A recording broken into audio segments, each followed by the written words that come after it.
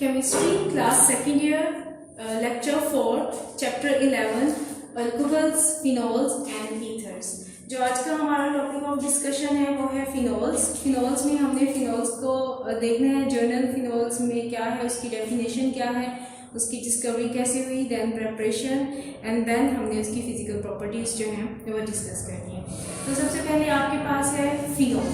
Phenol का जो आपके पास जो जर्नल फार्मूला जो होता है वो आपके पास C6H5 एंड एक हाइड्रोजन जो है वो रिप्लेस हो जाता है और उसकी जगह पे OH यानी हाइड्रोक्सिल ग्रुप जो लग जाता है। ये आपके पास सिंपलेस्ट जर्नल केमिकल फार्मूला है फिनोल्स का। और अब फिनोल की आपके पास डेफिनेशन क्या है, विच फिनोल्स क्या होते हैं, वो ऑर्गेनिक कंपाउंड्स होते हैं जिनमें एक या एक से ज़्यादा हाइड्रोक्सिल ग्रुप जो हैं वो डायरेक्टली अटैच होते हैं to the carbon atoms of the benzene ring. Carbon atom जो होता है बेंजीन रिंग का, ठीक है, उसमें जब आपके पास एक या एक से ज़्यादा OH ग्रुप अटैच हो जाए तो आप उस अल्टीमेट कंपाउंड को फिनोल कह रहे होते हो। तो हमारे पास जो एग्जांपल है वो हमारे पास फिनोल की सबसे जो सिंपलेस्ट जो फिनोल है आपके पास वो आपके पास कार्बोनिक एसिड है। और अगर आप देखें तो इसका जो जर्नल फार्मूला है वो आपके पास C6H5 एंड OH है। This is the structure formula. यहाँ पर एक जो बेंजीन का जो हाइड्रोजन है वो हाइड्रोक्सिल ग्रुप से क्या हो गया है, रिप्लेस हो गया है।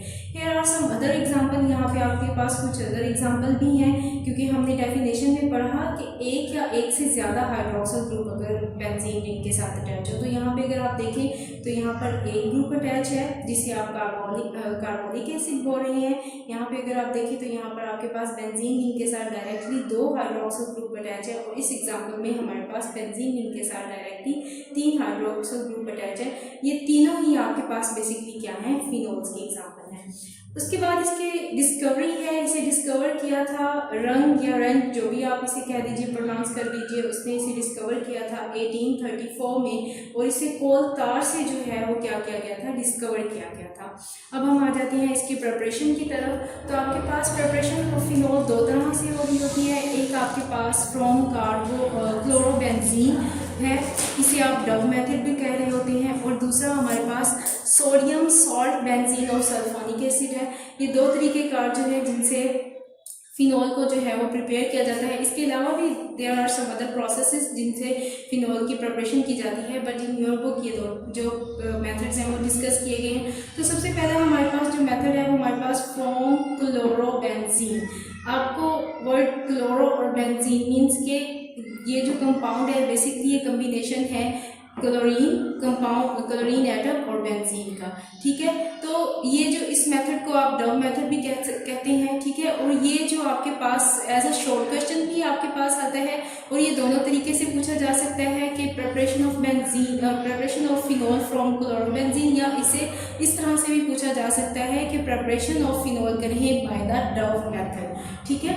तो आपने ये दोनों तरीकों से इसका जो केमिस्ट्री में जो नेम है, मतलब ये इसका दोनों जेनरिक नेम भी आपने इसका याद रखना है, या जिस मेथड से ये प्रिपेयर, जिस पर्सन ने इसे प्रिपेयर करना है किया है और जो इसे नाम दिया गया है डव मेथड का, वो भी आपने लर्न रखना है, ठीक है। इसके बाद ये आपके पास फ्रॉम क्लोरोबेंजीन, ये आपके पास सबसे पहला मेथड है जो हम डिस्कस करने जा रहे हैं। ये आपके पास 2 स्टेप रिएक्शन होता है। पहला जो इसका स्टेप होता है, इसमें जो हमारे पास रिएक्टेंट होते हैं वो हमारे पास क्लोरोबेंजीन है एंड 10% NaOH है, और इसमें जो हम रिएक्शन को कंडीशन प्रोवाइड करते हैं, टेम्परेचर जो है वो 360 सेल्सियस ग्रेड प्रोवाइड किया जाता है और प्रेशर जो है वो 150 atm जो है वो रखा जाता है, ठीक है। और स्टेप 2 में हमारे पास क्या होता है, जो आपके पास फर्स्ट स्टेप का जो प्रोडक्ट होता है वो एज अ रिएक्टेंट काम कर रहा होता है, प्लस हम इसके साथ अनदर रिएक्टेंट यूज करते हैं विच इज HCl। अब हम आ जाते हैं रिएक्शन की तरफ। तो अब आपके पास यहाँ पर दिस इज द क्लोरोबेंजीन, ये बेंजीन रिंग है, यहाँ पर इसका जो एक हाइड्रोजन है उसे क्लोरीन से रिप्लेस कर दिया गया है। तो ये आपके पास अल्टीमेटली क्लोरोबेंजीन बन गया है। अब आप इस क्लोरोबेंजीन को जब 10% NaOH के साथ रिएक्ट करवाएंगे in the presence of 360 degree centigrade and plus 150 atmospheric pressure, जब इसकी प्रेजेंस में आप इसको रिएक्ट करवाएंगे तो आपके पास अल्टीमेट प्रोडक्ट जो है वो सोडियम फिनोऑक्साइड आयन बनेगा। This is the sodium phenoxide ion. ये प्रोडक्ट जो है स्टेप 2 में फॉरवर्ड करेगा। स्टेप 2 में आपके पास सोडियम फिनोऑक्साइड आयन आ जाएगा एंड प्लस हमने जो साथ में क्या इस्तेमाल किया था HCl इसके साथ रिएक्ट करेगा एंड सिंपली ये replacement ion exchange method reaction है। इसमें आपके पास हाइड्रोजन आयन जो है वो सोडियम पॉजिटिव आयन के साथ क्या हो जाएगा, रिप्लेस हो जाएगा और आपके पास आपका अल्टीमेट प्रोडक्ट जो है वो phenol and plus NaCl release हो जाएगा। अब हम देख रहे हैं दूसरा जो मेथड है इसका प्रिपरेशन ऑफ फिनोल का, वो देख रहे हैं। तो वो हमारे पास है from sodium salt of benzene sulphonic acid. अब आपको पता है कि जब भी एसिड्स जो हैं, ठीक है, ये जर्नल आपके पास एक इंफॉर्मेशन है कि जब भी आपके पास एसिड्स जो होते हैं वो किसी भी रिस्पेक्टिव मेटल के साथ रिएक्ट करते हैं तो उनका जो अल्टीमेट प्रोडक्ट होता है वो आपके पास सॉल्ट होता है, मेटालिक सॉल्ट ऑफ एसिड होता है, ठीक है।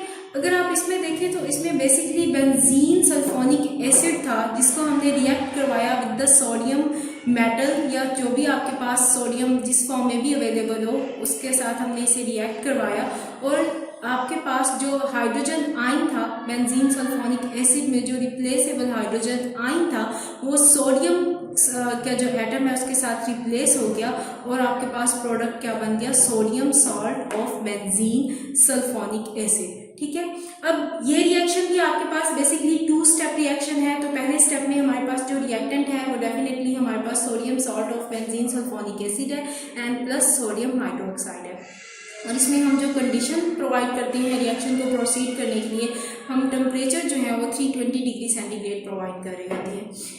सेकेंड स्टेप में हमारे पास जो रिएक्टेंट है वो आपके पास बिल्कुल वैसे ही जैसे पहले स्टेप में था कि प्रोडक्ट ऑफ फर्स्ट स्टेप का आपने प्रोडक्ट लेना है प्लस उसमें भी आप HCl के साथ रिएक्ट करवा रहे थे, इसमें भी हमने HCl के साथ रिएक्ट करवा रहे, ठीक है। और फिर हमारे पास हमारा फाइनल प्रोडक्ट यानी फिनोल जो है वो हमें हासिल हो जाएगा।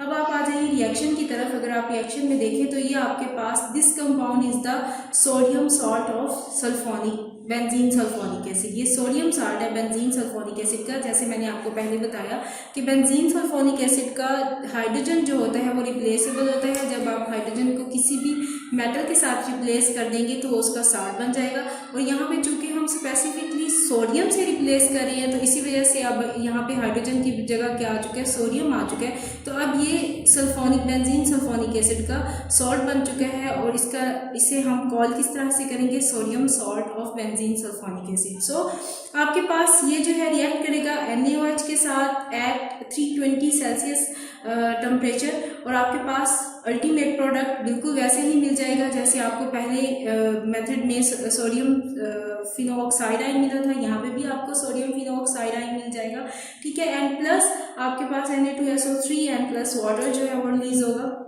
सेकेंड स्टेप में हमारे पास जो फर्स्ट स्टेप प्रोडक्ट है एंड प्लस HCl वो रिएक्ट करेंगे तो हमारे पास फर्स्ट स्टेप प्रोडक्ट जो था वो हमारे पास सोडियम फिनोऑक्साइड आयन था। तो आप सोडियम फिनोऑक्साइड आयन को HCl के साथ रिएक्ट करवाएंगे और सिंपल आपके पास फिनोल और NaCl जो है वो रिलीज हो जाएगा। सो इन दिस वे आप 2 मेथड्स के जरिए जो है क्या फिनोल्स को प्रिपेयर कर रहे हो। इसके बाद हमारे पास नेक्स्ट जो टॉपिक है वो हमारे पास physical properties of phenols. Phenol की फिजिकल प्रॉपर्टीज आपके पास क्या होती हैं। फिनोल जो है वो आपके पास एक कलरलेस क्रिस्टलाइन एंड डिलिक्विसेंट सॉलिड है। अब कलरलेस ये होता है और ये क्रिस्टलाइन फॉर्म में होता है। डिलिक्विसेंट का क्या मतलब होता है कि ये सेमी लिक्विड सॉलिड फॉर्म में मौजूद होता है एंड बिकॉज ये क्रिस्टलाइन होता है इसी वजह से इट कैन रिफ्लेक्ट और ये लाइट को जो है वो रिफ्लेक्ट करता है और इसकी जो सरफेस जो होती है वो शाइनी ना फील हो रही होती है, ठीक है।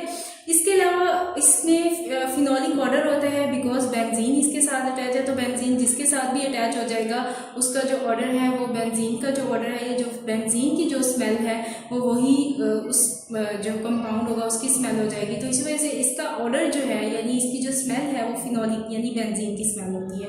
अब मेल्टिंग पॉइंट जो है इसका 41 डिग्री सेंटीग्रेड है और बॉइलिंग पॉइंट 180 डिग्री सेंटीग्रेड है। सोलबिलिटी है इसकी वाटर में, तो ये वाटर में बहुत ही स्मॉल सोलेबल होता है, ये लेस सोलेबल होता है, ठीक है, एट रूम टेम्परेचर। और ये पिंक कलर का जो है वो सोल्यूशन जो है वो देता है, लेकिन ये 68.5 सेल्सियस टेम्परेचर पे वाटर में कम्प्लीटली सोलेबल होता है। इसके अलावा इसकी नेचर जो है वो पॉइजन नेचर होती है। इस पॉइजन नेचर की वजह से इसे एज अ डिसइंफेक्टेंट यूज़ किया जाता है। डिसइंफेक्टेंट कौन से लिक्विड होते हैं, वो लिक्विड होते हैं जो जरासीमों को जो क्या करते हैं, ये जो जर्म्स होते हैं उनको क्या करती हैं, उन्हें डिस्ट्रॉय करती हैं या उन्हें ख़त्म करती हैं। तो ये एज ए डिसइंफेक्टेंट यूज़ किया जाता है इन वॉशरूम एंड हॉस्पिटल्स।